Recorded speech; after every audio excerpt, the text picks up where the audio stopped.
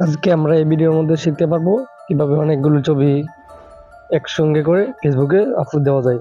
So same এই টাইপের অনেকগুলো ছবি কিভাবে একসঙ্গে করা যায়, কলাজ ফটো মেক করে ফেসবুকে একটি অ্যাপের মাধ্যমে এই টাইপের পিকগুলো তৈরি করে ফেসবুকে আপলোড দেওয়া যায়।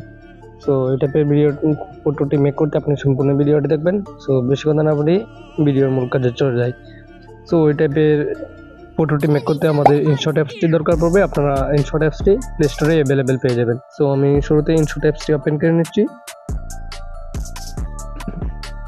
সো ইনশট অ্যাপসটি ওপেন করার পর এখানে অনেকগুলো তিনটা ক্যাটাগরি পাবেন।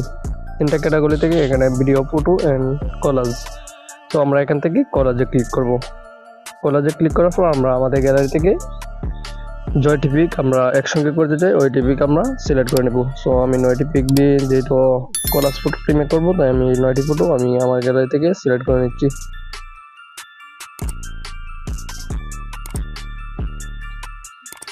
তো আমি 9টি পিক সিলেক্ট করে নিচ্ছি। আপনারা জয়টি পিক অ্যাড করবেন, 9টা পিক অ্যাড করে নেবেন। সো আমি অ্যাড করে নিচ্ছি।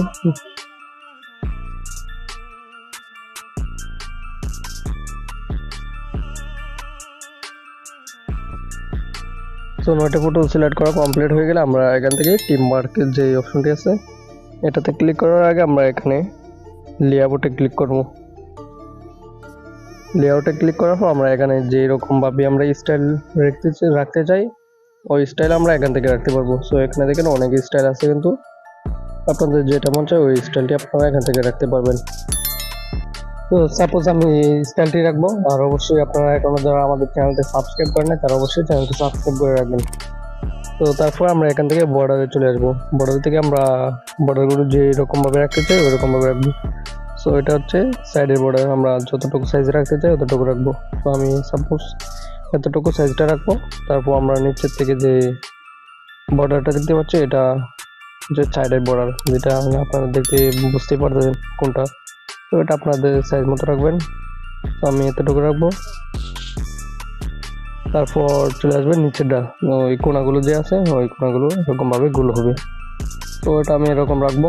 তারপর আমরা এখানে টিপ মার্ক করে দিব। টিপ মার্ক করে দিলে আমাদের ফটোটা কিন্তু মেক হয়ে যাবে। তারপর এটা আমাদের গ্যালারিতে নেওয়ার জন্য আমরা উপর থেকে যে সেভ আইকনটি দেখতে পাচ্ছি জাস্ট ওইখানে একটা ক্লিক করব। ওইখানে ক্লিক করার পর আমরা এখান থেকে একটু সেভে ক্লিক করব। একটু লুট নিচ্ছে আমার। তারপর এখান থেকে সেভে ক্লিক করব, তাহলে এটা আমাদের গ্যালারিতে চলে যাবে।